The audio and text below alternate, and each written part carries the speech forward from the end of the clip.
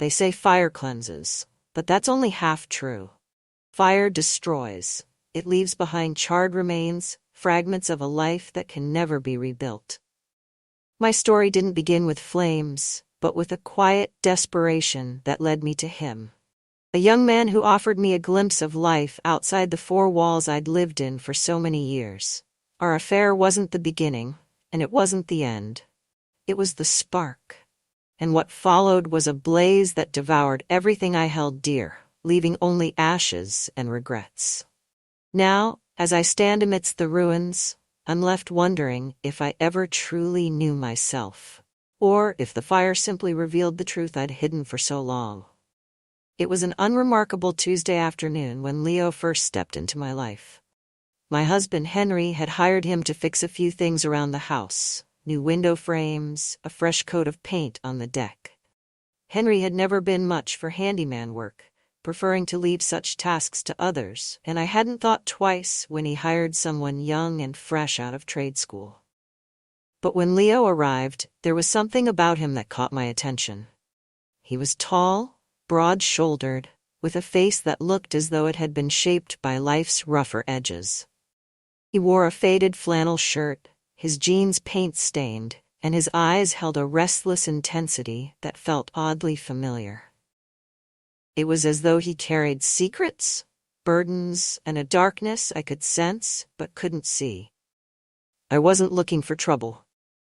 In fact, trouble was the last thing on my mind. My life had been calm, steady, predictable. A life spent raising a daughter, keeping a tidy home, and filling the space between with hobbies and neighbors. But it had also grown lonely. Henry and I had settled into a rhythm that was comfortable, though far from passionate. And the days blurred together in a way that felt stifling. I watched Leo work, catching glimpses of him from the kitchen window as he painted the deck, his arms tensed as he moved with a kind of rough grace. I told myself it was harmless, just an old woman's innocent curiosity. And when I saw him pause to take a drink of water, his gaze drifting up to the window where I stood, I quickly looked away, feeling a warmth rise in my cheeks that I hadn't felt in years. That evening after he'd left, I couldn't shake the image of him. The way he'd looked at me with a subtle intensity that felt like a dare. I told myself it was nothing, just a fleeting attraction that would fade with time. But something inside me stirred, a part of myself I thought I'd buried, a part that craved attention, passion, excitement. And Leo, with his rough edges and piercing gaze, became the object of that long-buried desire. When Henry went to bed, I lingered in the living room, staring out at the deck he had painted, a fresh, clean slate that felt like an invitation.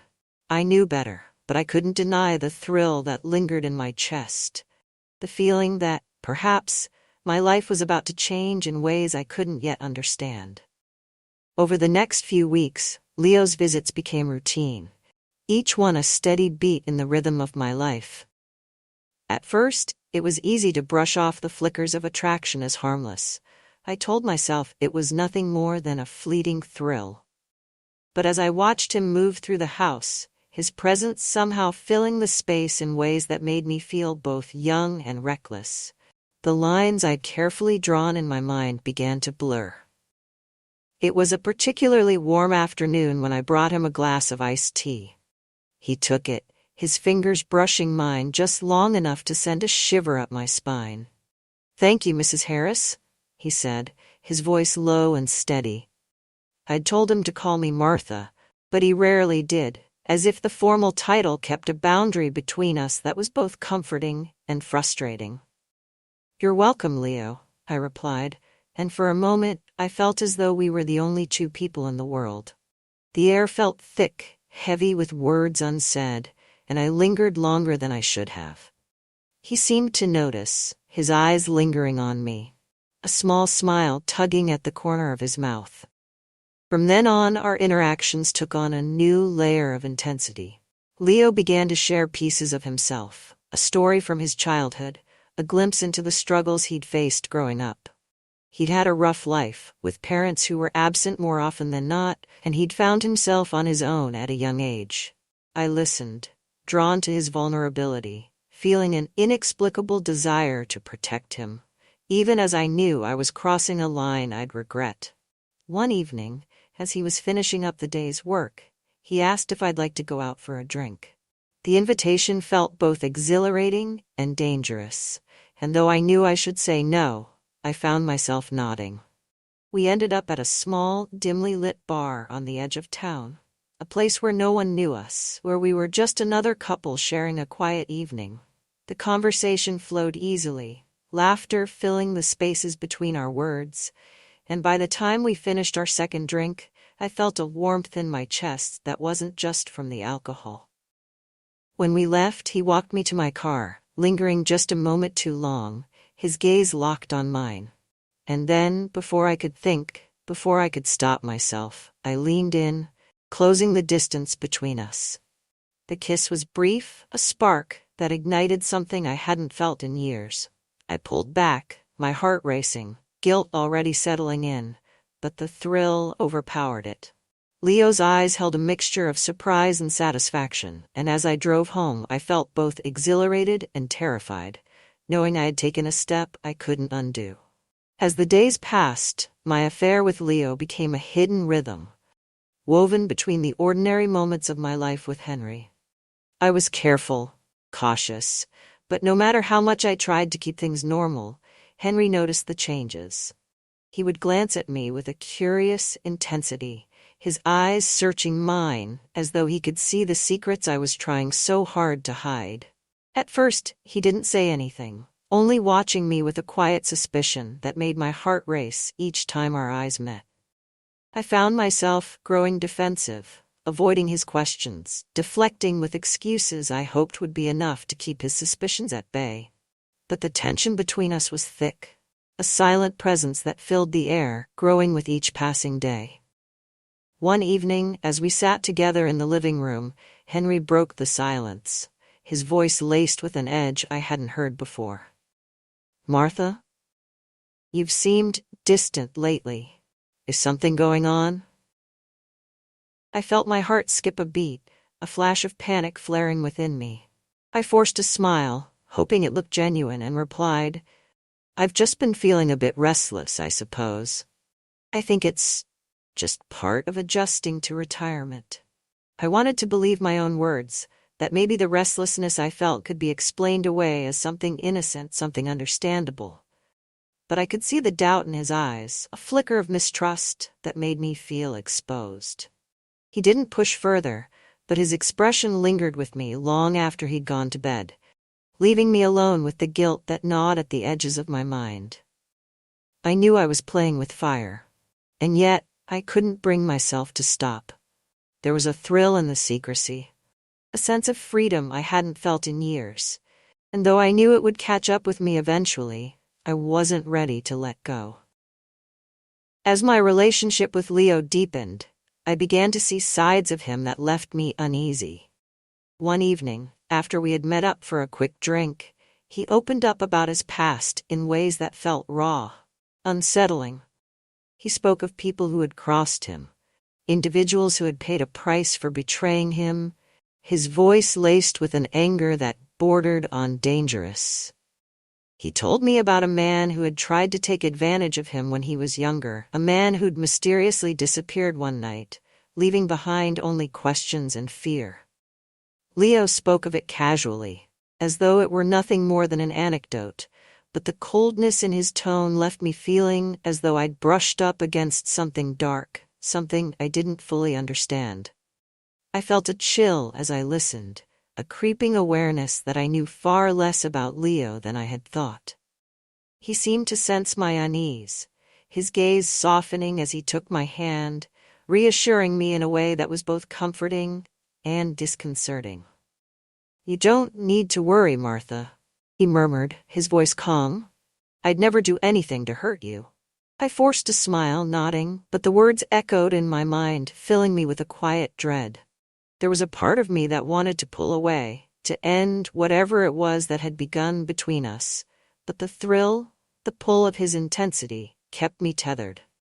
I told myself it was just a story, just a glimpse into his past, but the doubt lingered, a shadow that grew with each encounter. It wasn't long before my daughter, Julia, began to notice the changes as well. She'd come over for dinner one evening, her eyes scanning the room with a perceptiveness that left me feeling exposed. She asked about the new paint on the deck, the fresh repairs around the house, and when I mentioned Leo, her expression shifted, a flicker of suspicion crossing her face. "Mom, you seem different," she said carefully, her voice tinged with concern. "Is everything okay?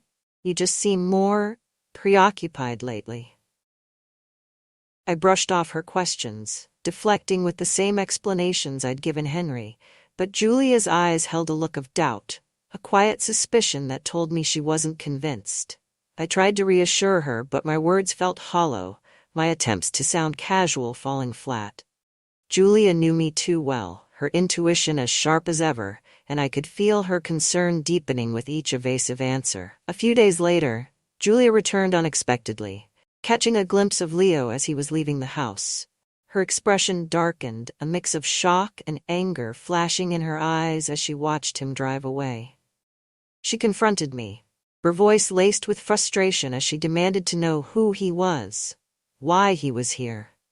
I tried to calm her down, explaining that he was just helping with repairs, but Julia wasn't satisfied. She pressed me, her questions growing more insistent, her worry transforming into anger as she realized the truth I was struggling to keep hidden. In that moment, I felt the weight of my choices crashing down on me, the realization that my actions were not only affecting me, but were tearing at the fabric of my family.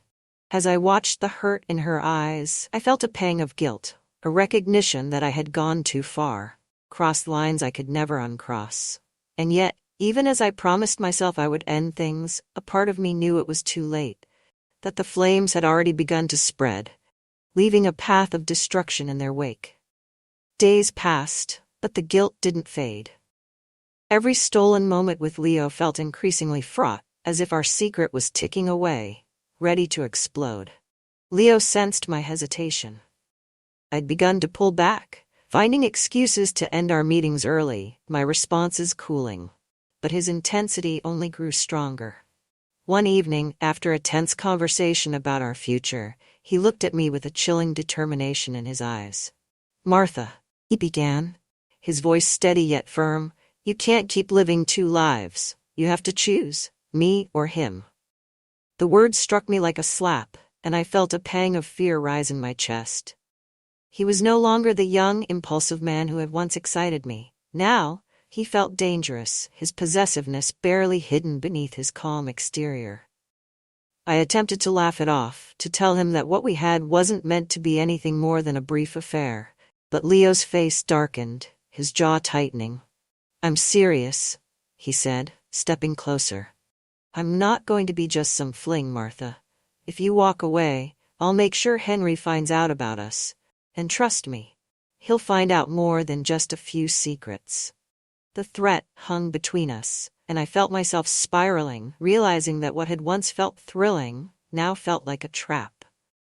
I managed to keep my composure, to murmur assurances that we'd find a solution, but as I left, dread curled deep within me. I was no longer in control. I was tethered to a man who was willing to destroy everything to keep me by his side.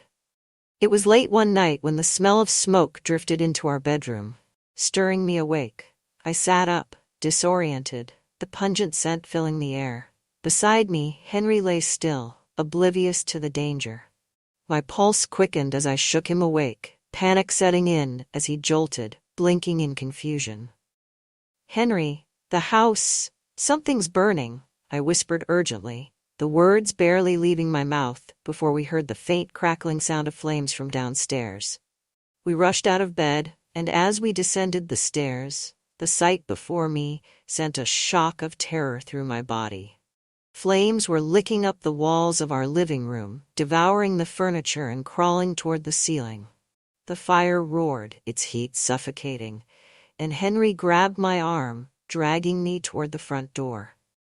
Outside, I gasped for breath, clutching Henry's arm as the night filled with the sounds of our home burning, the flames crackling and spitting as they tore through the walls. Neighbors began gathering, faces illuminated by the orange glow, but I could barely register them, my mind racing with a single thought. Leo. I hadn't seen him that day. He hadn't called or sent one of his usual messages. But I couldn't shake the feeling that this was his doing, that he had set this fire to send a message, to show me that he had the power to ruin my life. My stomach twisted as I realized the depth of my mistake. The price of the desire that had once seemed so harmless. As the firefighters arrived and began to extinguish the blaze, I felt numb, the reality of what I'd done settling heavily upon me. I had thought I could control this, that I could keep my life with Henry safe from the shadows of my affair. But the flames told a different story, one where my choices were no longer just secrets. They were consequences, ones that could burn everything to the ground. In the days following the fire, the remnants of our house lay charred and blackened, a haunting reminder of the destruction that had spread from a single spark. Henry and I stayed with Julia, our daughter, who welcomed us with open arms and a quiet concern. She hadn't asked many questions, but I could see the worry in her eyes as she helped us settle in, her glances lingering just a bit too long. A few days later, Detective Park arrived, his expression somber as he surveyed the damage to our home. His questions were pointed, probing, and though he maintained a polite distance, I could sense his suspicions.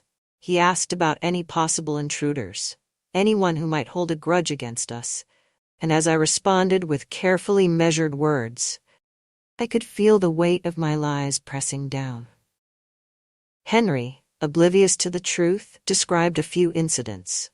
An argument with a contractor, some local teenagers who had been vandalizing yards. But Detective Park's eyes lingered on me, his gaze sharp as he noted my discomfort. When he asked if there was anyone else in my life who might have been involved, I felt my heart race, my palms growing clammy as I forced myself to maintain a calm facade. No, I replied, my voice steady though my insides churned. No one comes to mind. The detective nodded, but his expression told me he wasn't convinced. And as he left, I knew that the investigation had only just begun, that the fire was merely the beginning of a nightmare that was far from over. The day after the detective's visit, I couldn't bear the silence any longer. I called Leo, the phone ringing with a tension that prickled my skin, each unanswered ring tightening the coil of fear in my stomach. Finally, he picked up, his voice smooth, almost indifferent. "Did you enjoy the show, Martha?" he murmured, and the casualness of his tone sent a shiver down my spine. "How could you?" I whispered, my voice thick with anger and fear. "You nearly killed us," Leo chuckled, his laughter cold, devoid of any warmth. "I didn't do anything, Martha. I simply gave you a reminder. You're mine. You don't get to walk away." My anger flared, but it was dampened by a sickening sense of helplessness. I tried to reason with him, pleading with him to let me go, to leave my family out of this. But Leo's voice remained steady, each word a chilling reminder of his control over me. "You don't understand, Martha," he said, his tone softening in a way that felt almost sinister. "We're in this together now. And if you ever think about going back to him, I'll make sure everyone knows who you really are." The call ended, leaving me shaken, my mind racing with the knowledge that I was trapped, bound to Leo in a way I could no longer escape. I was caught between my love for my family and the terror of what Leo might do if I dared to defy him, and the weight of that choice left me feeling suffocated, as though I were already burning alive. Julia, growing more concerned by my erratic behavior, approached me one evening, her gaze filled with worry and frustration. "Mom, I know something's wrong. I saw you with him. That man who was at our house. Who is he?" I hesitated, my heart pounding as I realized there was no way to keep my secrets hidden. I told Julia everything, her face twisting with shock and disbelief as she absorbed the weight of my confession. She was furious, her words sharp as she demanded to know how I could have jeopardized our family for a man like Leo. But beneath the anger was a fierce determination. She insisted on confronting Leo, convinced that if he was the one behind the fire, he needed to be held accountable. Henry, overhearing our conversation, stepped in, his expression hardened with a resolve I hadn't seen in years. Though he was hurt, deeply betrayed, he agreed to join Julia in uncovering the truth. Together, they began gathering evidence, tracing Leo's movements, and finding proof that connected him to the fire. Their bond grew stronger as they worked together, their shared goal binding them in a way that left me feeling both grateful and devastated. For the first time, I realized the depth of the pain I had caused, the extent to which my choices had fractured our family. But even as they uncovered more clues, Leo's shadow loomed, his threats growing more frequent, his presence an ever-present danger that left us all living in fear. And as the investigation continued, I knew that the fire was only the beginning, that Leo's wrath would burn until he had consumed every piece of the life I had once held dear. After Julia and Henry's confrontation with Leo, things seemed quiet, but I knew better than to think he would back down.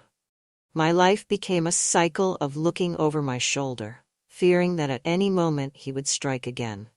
Every phone call, every knock at the door sent a jolt of fear through me, and though I tried to keep my composure, I could feel myself unraveling.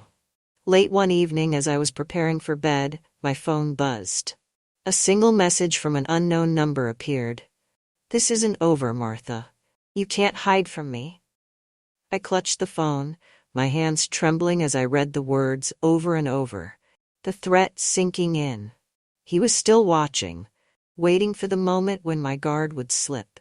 I felt trapped, as though his presence lingered in every shadow, his threats pressing down on me like a heavy weight. The next morning, Detective Park paid me a visit.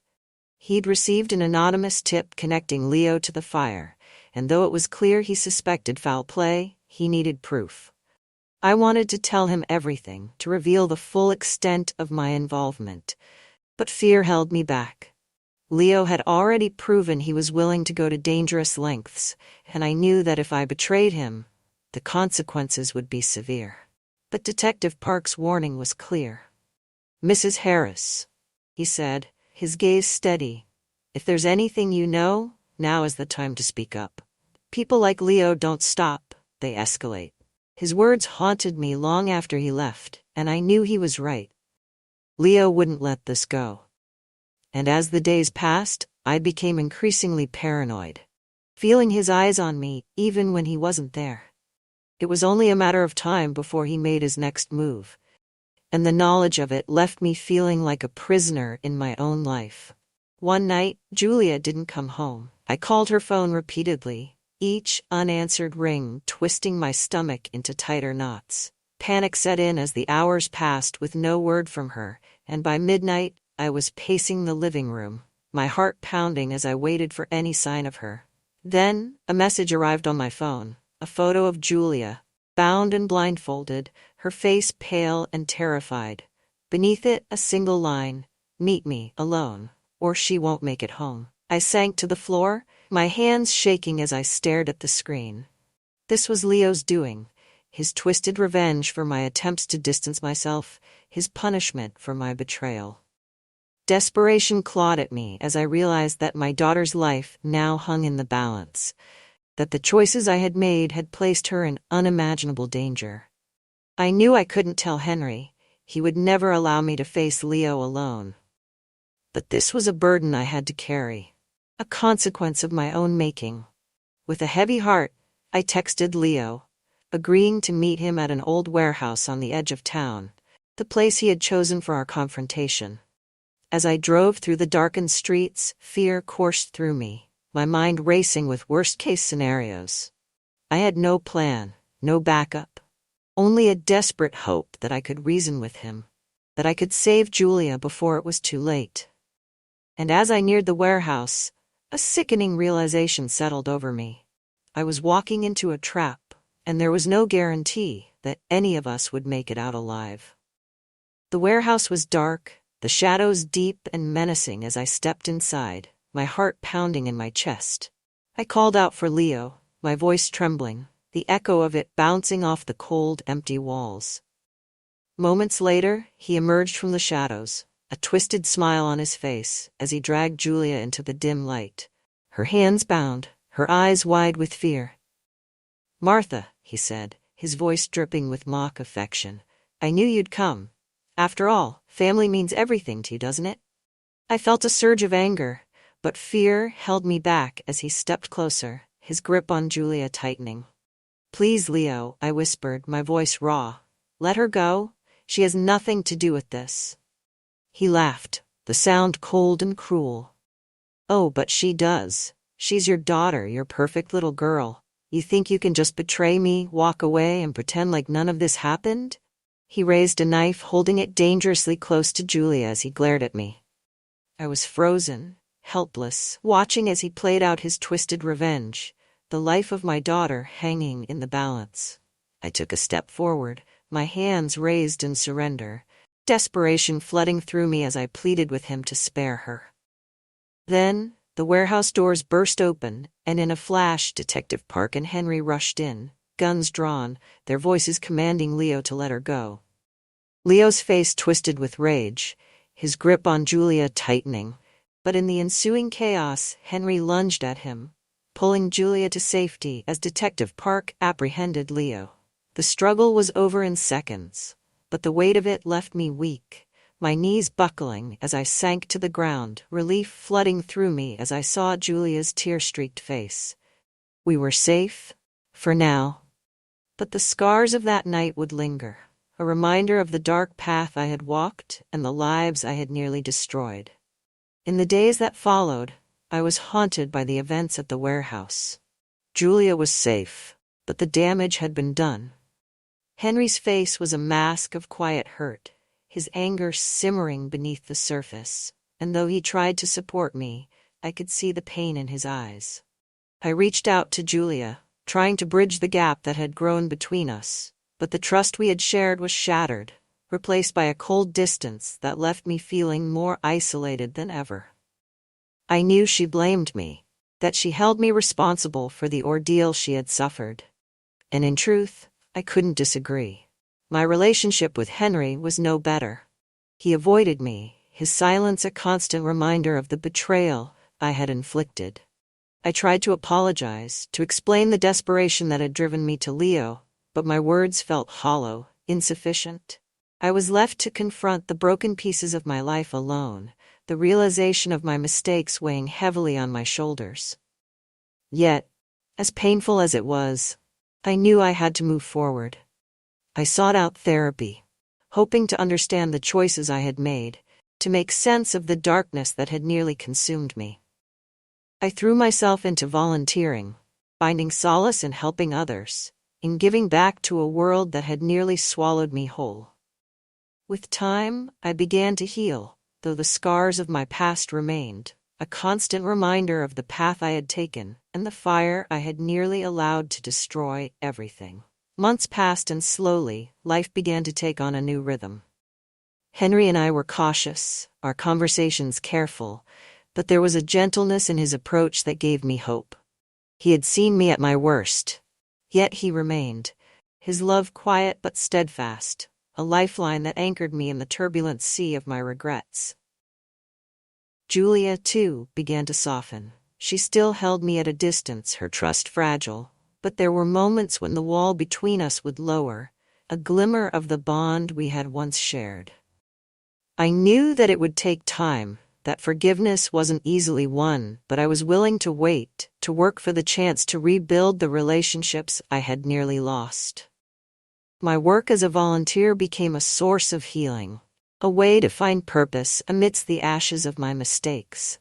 I spoke to others, sharing my story with those who had experienced betrayal, hoping that my journey could help them find their own path to healing. Through these connections, I found a strength I hadn't known I possessed, a resilience forged in the fires of my own regrets. And as I looked forward, I felt a quiet peace, a knowledge that I could shape my future, that I was more than my past mistakes. I was no longer bound by the choices I had made, no longer haunted by the man who had once held my life in his hands. In the stillness of the evening, as the sun set beyond the horizon, I stood by the window, watching the world settle into darkness, and for the first time I felt free. The weight of my regrets lifted, replaced by a sense of purpose that carried me forward, one step at a time.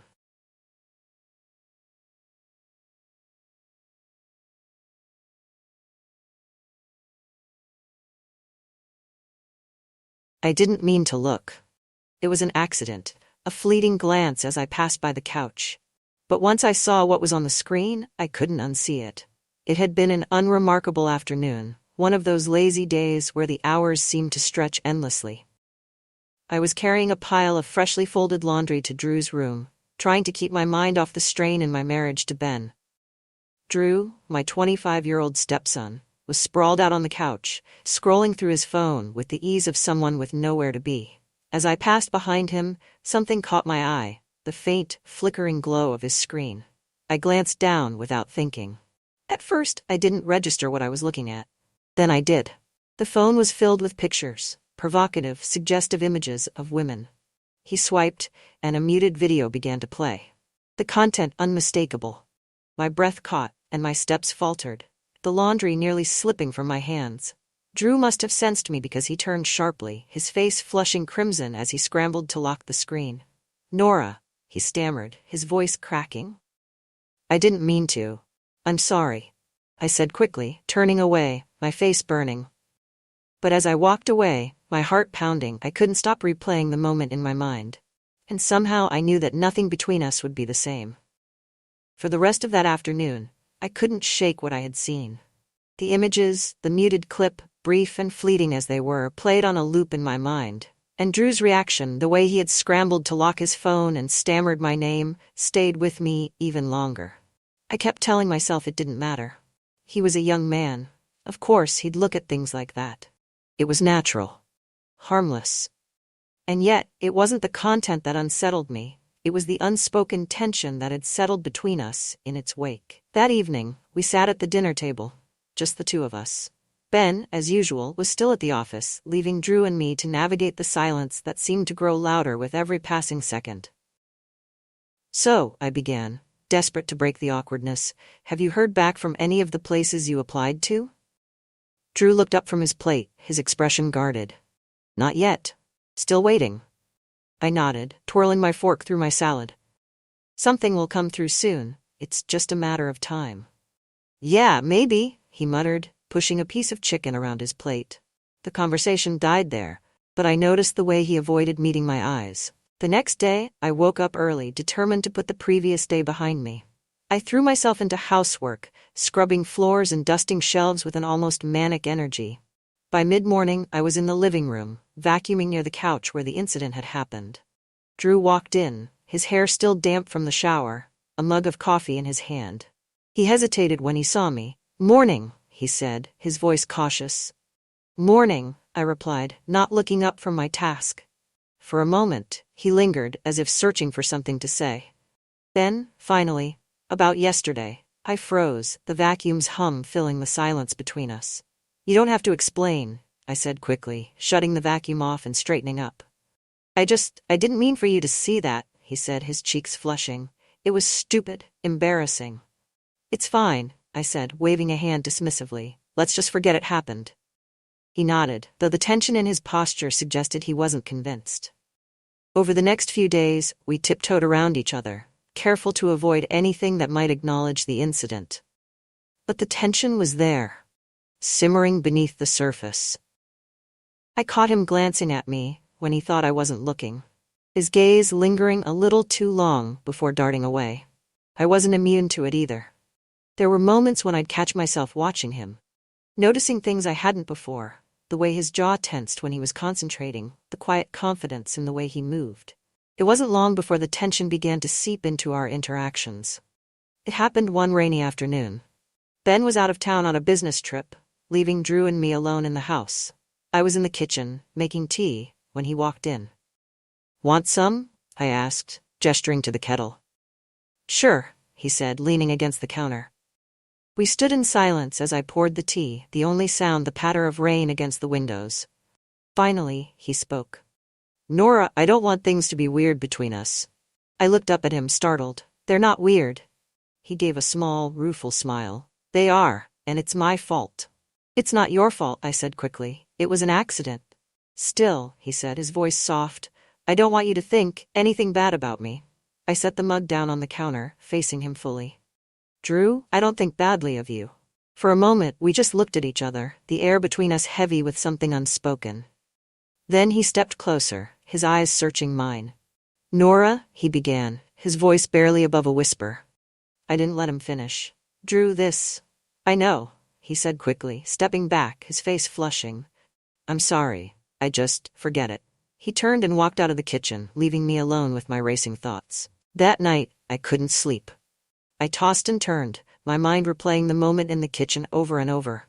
Around midnight, I got up and wandered downstairs, hoping a cup of chamomile tea might calm my nerves. I was surprised to find Drew in the living room, the soft glow of the TV illuminating his face. "You're up late," I said, leaning against the doorway. He glanced over at me, his expression softening. "Couldn't sleep." "Me neither." I hesitated for a moment before sitting down on the opposite end of the couch. We sat in silence for a while, the low murmur of the TV filling the room.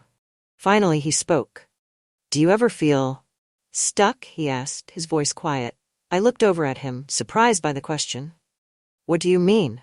"Like your life isn't really your own," he said. "Like you're just going through the motions." I nodded slowly. "Yeah, I feel that way sometimes." He turned to me, his gaze intense. "What do you do about it?" I thought for a moment before answering. "I don't know. I guess I try to focus on the things that make me happy. The little things." He gave a small, humorless laugh. "I wish I knew what those were for me." Before I could respond, he shifted closer, his expression softening. "Nora," he said, his voice low. My breath caught, and for a moment I didn't move. Then, slowly, I reached out, my hand brushing his.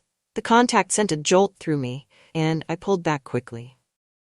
"We can't," I said, my voice trembling. "I know," he said, his voice barely above a whisper. But neither of us moved. Neither Drew nor I mentioned what had happened on the couch that night. But the tension between us had shifted, deepened into something unspoken yet impossible to ignore. It wasn't long before we found ourselves alone together again. It was another late night, and I was in the kitchen cleaning up after dinner. Drew wandered in, his usual easy posture a little stiffer than usual. "Want a glass of wine?" I asked, gesturing to the open bottle on the counter. He hesitated, then nodded. "Yeah, sure." We sat at the small kitchen table, the wine glasses between us. The sound of the dishwasher hummed softly in the background. "You seem distracted lately," I said, breaking the silence. He gave a small, wry smile. "I could say the same about you." I laughed lightly, though the sound felt forced. "Maybe we're both just tired." "Tired of what?" he asked, his gaze steady. I hesitated, the question cutting too close to the truth. "Of everything," I admitted softly. Drew leaned forward, his elbows resting on the table. "I don't think you give yourself enough credit, Nora. You keep everything together around here, and I don't know how you do it." His words caught me off guard, a warmth spreading through me that I hadn't felt in years. "Thank you," I said quietly. We sat in silence for a moment, the weight of his words hanging between us. Then he reached across the table, his fingers brushing mine. "I mean it," he said, his voice low. I didn't pull away. The next day, a storm rolled in, bringing with it heavy rain and howling winds. Ben was still out of town, leaving Drew and me to weather it alone. The power flickered out in the early evening, plunging the house into darkness. I lit a few candles in the living room, the soft glow casting shadows on the walls. Drew came downstairs, his phone in hand. "Power's out everywhere," he said, sitting on the couch. "Figures," I replied, sinking into the chair across from him. "Looks like we'll have to entertain ourselves the old-fashioned way." He grinned. "Got any board games?" "Probably," I said, laughing. We ended up playing a game of Scrabble on the coffee table, the candlelight flickering as we traded playful barbs over questionable word choices. "Zonk?" That's not a word, I said, laughing as I placed my tiles. It is, he protested. Look it up. How? The internet's down, I teased. Then you'll just have to trust me. His grin was infectious, and for a moment, I forgot about the storm outside. But as the game went on, our playful banter gave way to quieter moments. Our hands brushed as we reached for tiles, and I felt the warmth of his presence like a tangible thing. When the game ended, I started to gather the tiles, but Drew reached out and stopped me. Nora? He said, his voice soft. I looked up, meeting his gaze. The air between us felt electric, charged with all the things we hadn't said. Before I could respond, he leaned across the table and kissed me. It was tentative at first, a question rather than a demand. But when I didn't pull away, it deepened, the unspoken tension of the past weeks finally breaking. When we finally pulled apart, I stared at him, my heart pounding. This is crazy, I whispered. Maybe, he said, his voice steady. But it doesn't feel wrong. After that night, everything changed. The invisible line between us had been crossed, and there was no going back. It started with small moments, stolen kisses in the kitchen, lingering touches when no one else was around. But as the days went on, we grew bolder. One afternoon, while Ben was still away, Drew found me in the laundry room folding clothes. He stood in the doorway for a moment, watching me, before stepping inside. Need help? He asked, his tone teasing. Do you even know how to fold a shirt? I replied, raising an eyebrow. He grinned. Not really, but I'm a quick learner. He moved closer, his presence filling the small space. When his hands brushed mine, I looked up, and the intensity in his gaze sent a shiver through me. Nora? He murmured, his voice barely above a whisper. I didn't stop him when he leaned in, and soon the laundry was forgotten as we lost ourselves in the moment. It wasn't long before others began to notice that something had changed. Valerie, my best friend, was the first to comment. She came over for coffee one morning and eyed me carefully as we sat in the kitchen. You seem different, she said, her tone casual but curious. Different how? I asked, forcing a laugh. I don't know, she said, tilting her head. Lighter, happier. I shrugged, trying to play it off. Maybe I've just been getting more sleep. But Valerie wasn't convinced. Well, whatever it is, keep it up. It's nice to see you smile. I smiled again, but her words stayed with me long after she left. Drew's ex-girlfriend Tasha reappeared not long after, throwing another complication into the mix. She showed up at the house unannounced, her blonde hair perfectly styled and her smile razor-sharp. Hey Drew, she said, her tone dripping with sweetness. Long time no see. I watched from the doorway as Drew greeted her, his posture tense. Tasha, he said, his voice guarded. What are you doing here? I thought I'd stop by and catch up, she said, brushing past him into the living room. Drew shot me a quick, apologetic glance before following her. I stayed out of sight, my heart racing as I strained to hear their conversation. I heard you're staying here now, Tasha said, her tone light but with an edge. How's that working out? It's fine, Drew replied tersely. Fine? She echoed. You used to hate this place. What changed? When Drew didn't respond, she laughed softly. Interesting. That evening, Drew and I sat in the living room, the tension between us palpable. Tasha's trouble, I said finally. I know, he replied, his jaw tightening. But she won't do anything. She's just fishing for information. You're sure? He hesitated before nodding. Yeah, she's all talk. But his uncertainty lingered in the air, and for the first time, I felt the weight of what we were risking. After Tasha's unexpected visit, Drew and I grew more cautious, but our feelings only intensified. The secrecy added a new layer of thrill to our encounters, and the moments we stole together became more daring. One afternoon, when Ben was at the office and Tasha hadn't resurfaced, Drew found me in the garden. I was pruning the overgrown rose bushes, trying to distract myself from the chaos that had become my life. Need a hand? He asked, leaning against the fence. I glanced at him, sweat glistening on his brow from the heat. You know anything about gardening? Not a clue, he admitted with a grin. I laughed, shaking my head. Then you're useless out here. He stepped closer, his tone shifting. I can think of a few ways to make myself useful. The playful exchange quickly turned into something more as he took the shears from my hands, his fingers brushing mine. The garden, with its tall hedges and overgrown vines, offered the illusion of privacy, and we took full advantage of it. But even as I lost myself in the moment, The thought of what we were risking loomed large in the back of my mind. A week later, Tasha returned, her sudden reappearance catching both Drew and me off guard. She knocked on the door just as I was stepping out of the shower, forcing Drew to answer it. I could hear her voice from upstairs, sharp and inquisitive. "You've been acting weird lately," she said. "What's going on?" "Nothing's going on," Drew replied, his tone defensive. "Right," she said, her voice dripping with sarcasm. "And I'm supposed to believe that?" When I finally came downstairs, Tasha's eyes narrowed as she took me in. "Oh, hi, Nora," she said sweetly. "I didn't realize you'd be home." "This is my home," I said evenly. Her smile didn't reach her eyes. "Of course, how silly of me to forget." After she left, Drew and I sat in tense silence. "She's on to us," I said finally. "She doesn't know anything," Drew insisted, though his voice lacked conviction.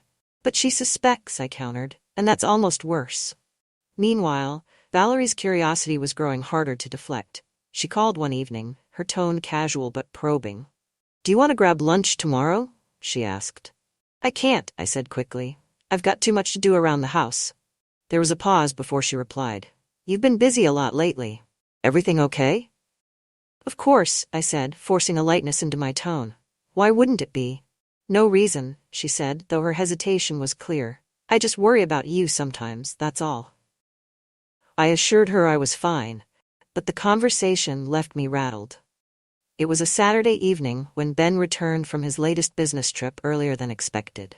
Drew and I were in the kitchen, laughing over a shared bottle of wine, when we heard the sound of the front door opening. My heart leapt into my throat as Ben's voice echoed through the house. "Nora?" "Drew?" Drew's hand froze halfway to mine, his eyes wide with panic. "Quick," I whispered, shoving the wine bottle into the fridge. "Act normal." Ben walked into the kitchen moments later, his expression cheerful. "What's going on in here?" "Just catching up," I said, my voice a little too bright. Ben's eyes lingered on the 2 glasses on the counter before he nodded. "Nice to see you two getting along." As he turned away, I let out a breath I hadn't realized I'd been holding. Drew caught my eye, and for a moment, the fear of what could have happened overshadowed everything else. The near discovery left us both on edge, and it wasn't long before the strain began to show. Drew became more possessive, his frustration boiling over during a quiet evening in the living room. "Why do we have to keep sneaking around?" he demanded, his voice sharp. "You know why," I replied, my tone firm. "We can't let anyone find out." "But I'm tired of hiding," he said, running a hand through his hair. I sighed, my own frustration bubbling to the surface. "This isn't easy for me either, Drew. But we don't have a choice." The tension between us simmered for the rest of the night, leaving me questioning how much longer we could keep this up. It was Valerie who finally pushed things to a breaking point. She stopped by unexpectedly one afternoon, catching me off guard as I was cleaning the living room. "I need to talk to you," she said, her tone serious. "What's going on?" I asked, setting down the duster. She hesitated before speaking. "I think you're hiding something, Nora, and I think it has to do with Drew." My heart raced as I tried to maintain my composure. "What makes you say that?" "It's just a feeling," she said, her eyes searching mine. "You've been different lately, and I've seen the way Drew looks at you." I opened my mouth to respond, but no words came. "Nora," she said softly, "if something's going on, you need to tell me, before it's too late." That evening, I told Drew about Valerie's suspicions. "We have to be more careful," I said, my voice trembling. "Or maybe we should just tell the truth," he said, his tone defiant. "Are you insane?" I snapped. "Do you know what that would do to this family?" "This isn't a family," he said bitterly. "It's a lie, and I'm tired of pretending." His words cut deep, and for the first time, I wondered if we'd made a mistake. The tension reached a boiling point a few days later when Tasha confronted Drew in the driveway. I watched from the window as their argument grew heated, her voice rising as she gestured wildly. "You're hiding something," she said, her tone accusatory. "I'm not," Drew replied, his frustration evident. "You're lying," she shot back, "and I'm going to figure out what it is." When Drew came inside, his face was pale. "She's not going to let this go," he said. "I know," I replied, my stomach twisting with dread. It was late afternoon when Tasha's suspicions turned into a weapon. Drew and I were sitting in the living room trying to act as normal as possible when my phone buzzed. The message was from an unknown number, but the content made my stomach drop. Does Ben know about this? Attached was a grainy photo of Drew and me in the garden, our hands brushing in a way that felt far more intimate than innocent. Drew, I whispered, holding up the phone. He leaned closer, his face paling as he saw the image. Where did she get that? I don't know, I said, my voice trembling. But she's threatening to tell Ben. Before we could say another word, the doorbell rang. Drew's head snapped up, his body tensing. That's her, he said, standing abruptly. Drew, wait, I said, grabbing his arm. But he was already heading for the door. Tasha stood on the porch, her arms crossed and a smug smile playing on her lips. Long time no see, she said. What the hell are you doing? Drew demanded, stepping outside and pulling the door closed behind him. I stayed in the living room, straining to hear their conversation through the thin walls. You've been lying to me, Drew, Tasha said, her voice cold. And to everyone else. Do you really think you can keep this secret forever? What do you want? Drew asked, his tone sharp. I want the truth, she said. And if you don't give it to me, I'll make sure everyone knows what you've been hiding. Drew's voice lowered, but I could still hear the anger in his tone. You don't know what you're talking about. Oh, don't I? She shot back. I've got enough to ruin you, Drew. Both of you. When Drew came back inside, he was visibly shaken. She's not bluffing, he said, pacing the room. She has pictures, texts. She's been watching us, Nora. I sank onto the couch, my mind racing. What are we gonna do? We can't let her go to Ben, he said firmly. We have to stop her. How? I asked, my voice rising in panic. We can't reason with her. She wants revenge. Drew sat down beside me, his hands gripping mine. Then we'll give her what she wants, or at least make her think we will. The plan was risky, but it was all we had. Drew called Tasha later that evening, agreeing to meet her at a diner on the edge of town. I stayed behind, my nerves frayed as I waited for his text to tell me it was over. At the diner, Drew sat across from Tasha, his expression calm but guarded. Let's cut to the chase, he said. What do you want? Tasha smirked, leaning back in her chair. I want the truth. And I want you to admit it, to everyone, otherwise these pictures go public. Drew shook his head. You're bluffing. If you had anything real, you wouldn't be sitting here. Her eyes narrowed. You're awfully confident for someone with so much to lose. Back at the house, I paced the living room, my phone clutched tightly in my hand. When it buzzed with a call from Drew, I answered immediately. She's not backing down, he said, his voice tight. She's threatening to go to Ben tonight. My heart sank. Then we're out of time. Before either of us could say more, I heard the sound of the front door opening. My stomach twisted as Ben's voice echoed through the house. Nora? I turned to see Ben standing in the doorway, his briefcase in one hand and his brow furrowed in confusion. You're home early, I said, my voice trembling. I wanted to surprise you, he said, setting down his briefcase. But you look like you've seen a ghost. Before I could respond, my phone buzzed again. Ben's gaze dropped to it, his eyes narrowing. Who's calling you at this hour? It's nothing, I said quickly, but he stepped closer, reaching for the phone. He snatched it from my hand before I could stop him, his face darkening as he saw Drew's name on the screen. Drew? He said, his tone sharp. Why is he calling you? Ben, it's not what you think, I began, but the words felt hollow even as I said them. What's going on, Nora? He demanded, his voice rising. And don't lie to me. Before I could answer, Drew walked through the front door, his expression grim. Drew? Ben said, turning to him. What's going on here? Drew's gaze flicked to me, and in that moment I knew the truth was about to come out. The confrontation that followed was explosive. Ben's anger boiled over as Drew and I tried to explain ourselves, but there was no justification that could soften the blow. You betrayed me, Ben said, his voice shaking. Both of you. How could you do this? I'm sorry, I said, tears streaming down my face. I never meant for this to happen. Don't, he snapped. Don't pretend this was some accident. Drew tried to intervene, his tone pleading.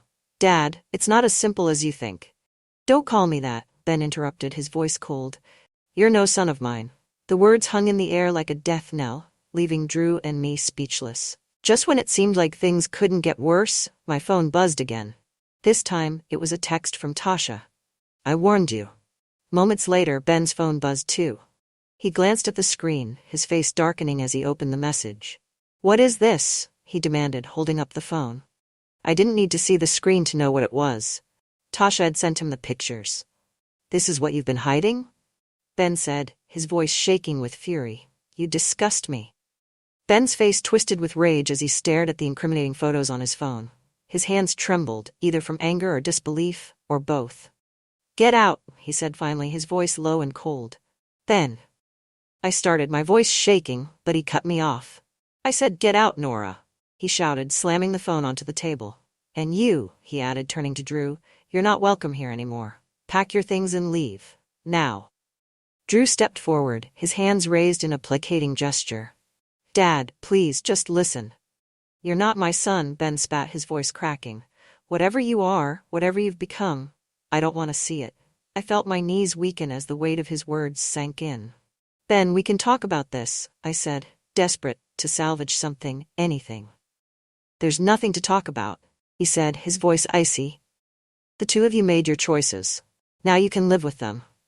As Drew and I gathered our belongings, the house felt heavier than it ever had. The walls seemed to press in on me, suffocating in their familiarity. Just as I zipped up my suitcase, the door creaked open, and Ben stood in the doorway, his face ashen. "There's something you should know," he said, his voice strangely flat. Drew and I both turned to him, wary of what was coming. "Tasha called me," he said, crossing his arms. "She's been feeding me information for weeks about both of you." Drew's jaw tightened. "What did she say?" Ben hesitated, then continued. "She claims this wasn't the first time you've done something like this, Drew. She said you've been involved in situations like this before, with other women." The accusation hit like a thunderclap. I turned to Drew, searching his face for denial, for anything to contradict what Ben had said. "It's not true," Drew said, but his voice wavered, just enough to plant a seed of doubt. "Isn't it?" Ben said, his gaze narrowing. "Because I checked into her claims. I called someone she mentioned, a woman in Seattle. She backed up the story." "What story?" I asked, my voice rising. "Drew, what is he talking about?" "It's nothing," Drew said quickly. "It was a misunderstanding. A misunderstanding that ruined another family?" Ben snapped. "That doesn't sound like nothing." I felt the room spin as the pieces began to fall into place. Had I been blind to this? Or had I chosen not to see it? Drew turned to me, his expression pleading. "Nora, you know me. You know I would never hurt anyone like that." But his words felt hollow now, tainted by the doubts Ben had planted. "I thought I knew you," I said quietly.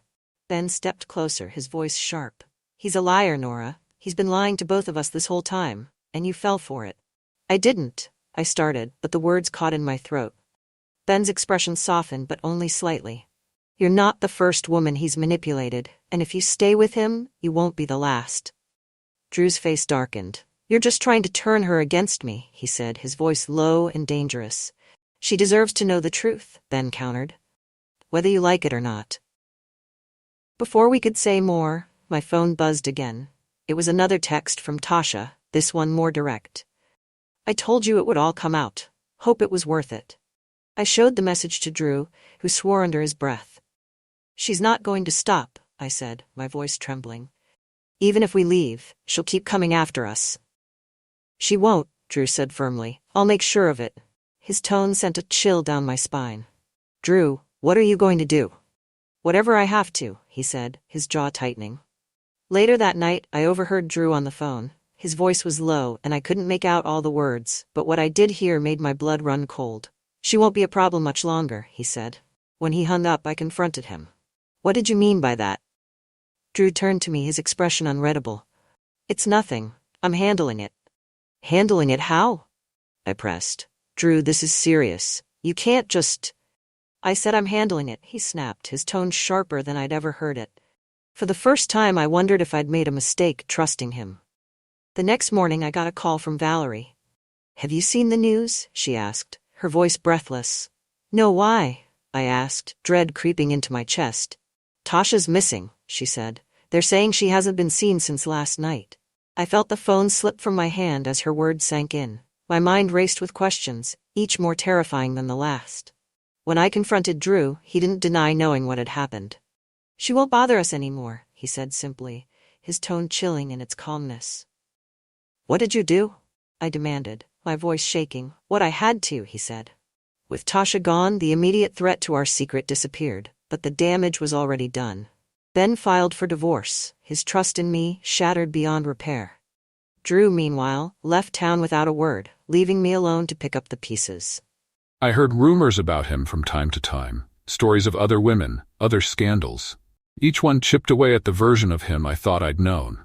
Months later, I sat on the back porch of the house that was no longer mine, staring out at the garden. The roses had overgrown again, their wild beauty a stark contrast to the chaos my life had become. Valerie visited often, her presence a small comfort in the wake of everything I'd lost. "Do you regret it?" she asked one evening, her voice soft. I thought for a long moment before answering. I regret trusting him, but I don't regret wanting more. For a little while, I felt alive again. She nodded, her gaze distant. Sometimes, that's all we can ask for.